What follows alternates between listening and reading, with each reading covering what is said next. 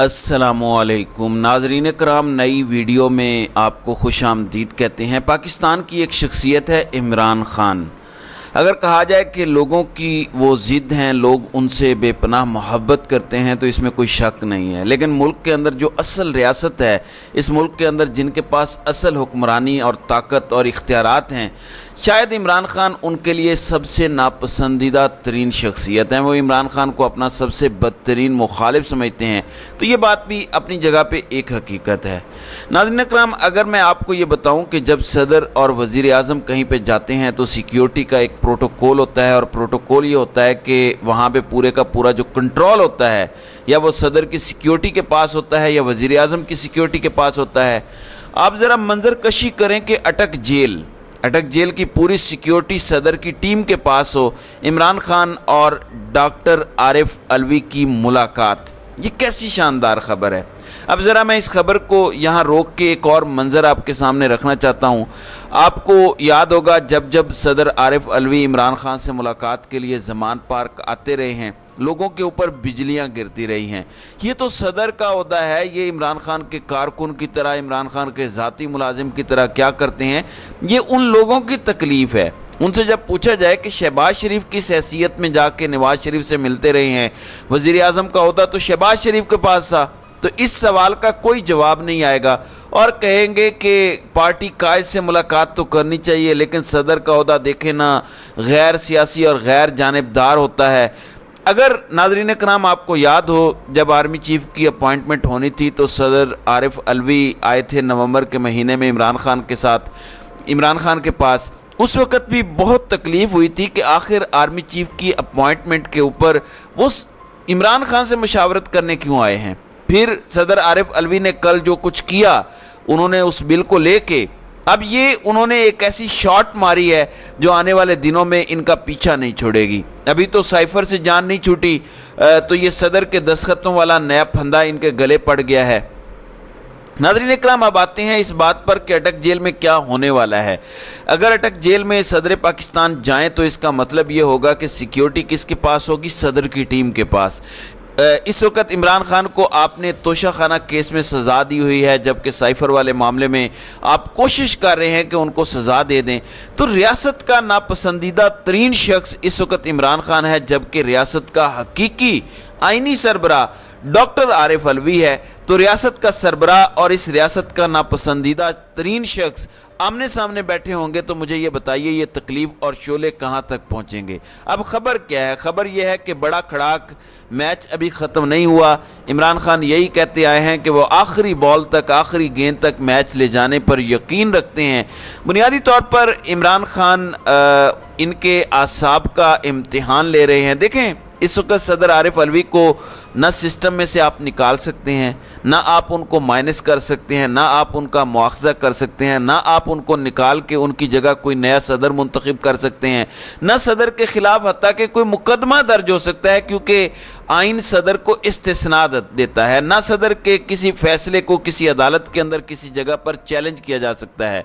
तो ये इस वक्त परेशानियाँ हैं। अब इस वक्त ख़बर सबसे बड़ी क्या है? ख़बर यह है कि सदर डॉक्टर आरिफ अलवी और इमरान ख़ान की मुलाकात होने जा रही है। और ये ख़बर कहाँ से आई है? ये ख़बर इस्लामाबाद से आई है, जहाँ पे ख़बर यह है कि मौजूदा सियासी सूरत हाल के अंदर सदर आरिफ अलवी ने रवां हफ्ते इमरान ख़ान से अटक जेल में मुलाकात का फ़ैसला किया है। इस मुलाकात का रवां हफ्ते इम्कान है कि इन दोनों के दरमियान अटक जेल में मुलाकात होने जा रही है। ये नाज़रीन इकराम एक बहुत बड़ी डेवलपमेंट है, एक बहुत बड़ी ख़बर है।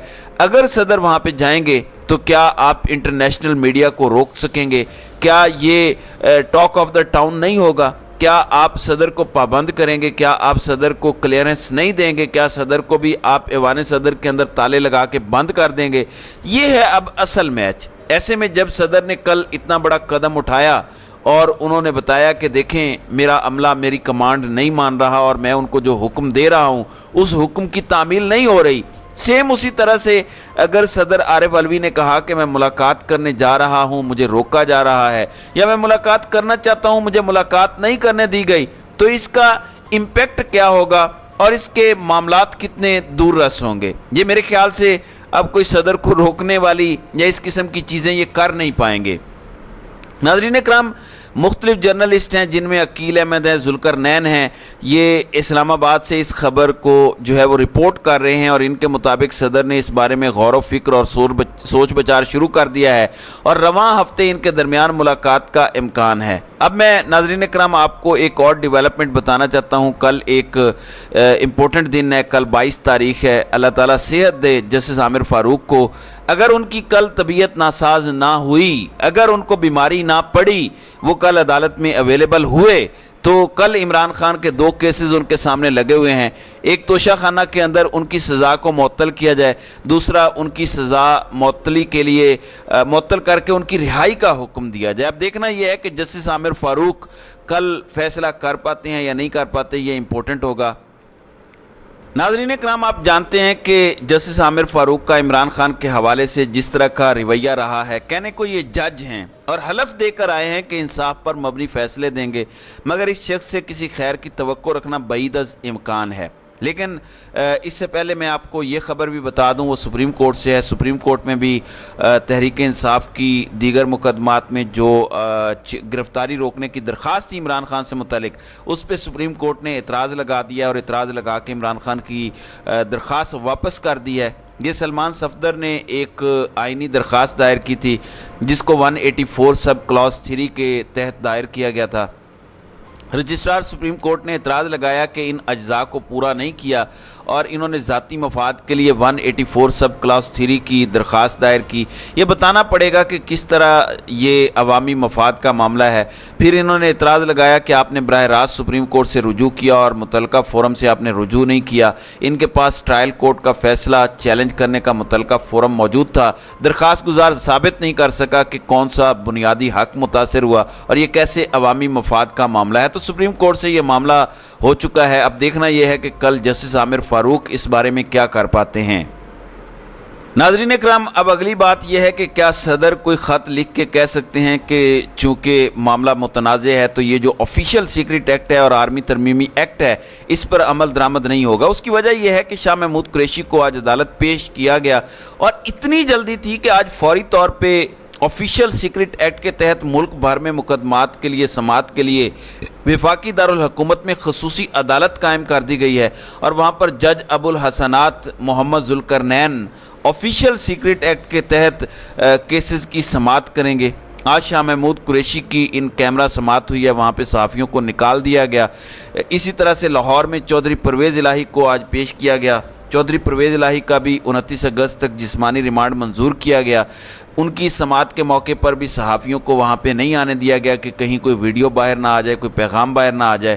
بھائی، ڈر اور خوف کس بات کا ہے؟ لیکن آج ویژولز دیکھنے کو ملے۔ عمر سرفراز چیمہ سابق گورنر جو پنجاب جو تھے، ان کی داڑھی بڑی ہوئی تھی۔ میاں محمود الرشید موجود تھے، ڈاکٹر یاسمین راشد صاحبہ تھیں۔ میرے خیال سے پاکستان کے اندر سیاسی کارکنوں کا حوصلہ بڑھانے کے لیے یہ تصویریں بڑی عام ہیں۔ دیکھیں، وہ چاہتے تو پرویز خٹک کی طرح، فواد چودھری کی طرح، کسی اور کی طرح پریس کانفرنس کر کے جان چھڑوا لیتے، لیکن انہوں نے فیصلہ کیا اپنی لیڈرشپ کے ساتھ کھڑے ہونے کا، اور جب آپ ایسا کرتے ہیں تو اس کے لیے قربانی دینی پڑتی ہے، اس میں تکلیفیں برداشت کرنی پڑتی ہیں۔ حالانکہ عمر سرفراز چیمہ کو تحریک انصاف نے بہت اگنور کیا اپنے دور حکومت میں، جب حکومت جا رہی تھی تب انہیں لگایا گیا۔ حالانکہ عمر سرفراز چیمہ پاکستان تحریک انصاف کے بنیادی کارکنان میں شمار ہوتے ہیں، لیکن انہوں نے بتایا کہ اپنی قیادت کے ساتھ، اپنے نظریے کے ساتھ کس طرح کھڑا ہونا ہے۔ اب آفیشیل سیکرٹ ایکٹ کے تحت قائم ملک کی پہلی اسپیشل عدالت نے سائفر کیس میں شاہ محمود قریشی کا 4 روزہ جسمانی ریمانڈ منظور کر لیا ہے، اور یہ پہلی آفیشیل سیکرٹ ایکٹ کے تحت اسپیشل عدالت قائم کی گئی ہے جس میں سائفر کیس میں گرفتار شاہ محمود قریشی کو پیش کیا گیا، اور قانون کے مطابق آفیشیل سیکرٹ ایکٹ کے تحت درج مقدمات کی سماعت ان کیمرہ ہوئی، اور عدالت میں شاہ محمود قریشی کے وکلاء شعیب شاہین، انتظار پنجوتھا، گوہر علی اور علی بخاری موجود تھے، جبکہ پی ٹی آئی کے جونیئر وکلاء کو کمرہ عدالت سے نکال دیا گیا۔ ایف آئی اے کی جانب سے سائفر کیس میں 13 روزہ جسمانی ریمانڈ کی استدعا کی گئی تھی، تاہم عدالت نے شاہ محمود قریشی کو 4 روزہ جسمانی ریمانڈ پر ایف آئی اے کے حوالے کرتے ہوئے انہیں 25 اگست کو دوبارہ پیش ہونے کا حکم دیا ہے۔ ناظرین اکرام، دوسری جانب عام انتخابات سے متعلق حلقہ بندیوں کے معاملے پر الیکشن کمیشن آف پاکستان نے آج سے نئی حلقہ بندیوں کا آغاز کر دیا ہے اور یہ عمل 14 دسمبر تک جاری رہے گا، جبکہ آج لاہور ہائی کورٹ کے اندر الیکشن کمیشن کی نئی حلقہ بندیوں کا نوٹیفیکیشن چیلنج بھی کیا گیا ہے۔ اب دیکھنا یہ ہے کہ لاہور ہائی کورٹ اس کا کیا کرتی ہے، اس کو برقرار رکھتی ہے یا پھر اس کو ختم کرتی ہے۔ دوسری جانب آج عالیہ حمزہ، خدیجہ شاہ، ڈاکٹر یاسمین راشد، صنم جاوید اور طیبہ راجہ کا جو معاملہ تھا ان کی سماعت 24 اگست تک ملتوی کر دی گئی ہے۔ عدالت نے کہا ہے کہ اگر جمعرات تک پروسیکیوشن پیش نہ ہوئی تو وہ فیصلہ کر دیں گے۔ یعنی آپ اندازہ کریں کہ اتنی پھرتیاں تھیں گرفتار کرنے کی، لیکن گرفتار کرنے کے بعد اس پر فیصلہ کیا کیا ہے یا اس کو کس طرح سے منطقی انجام تک پہنچانا ہے، اس حوالے سے ابھی تک کچھ نہیں کر پا رہے، جس پر پھر لوگ تو کہیں گے کہ ہمیں سیاسی انتقام کا نشانہ بنایا جا رہا ہے۔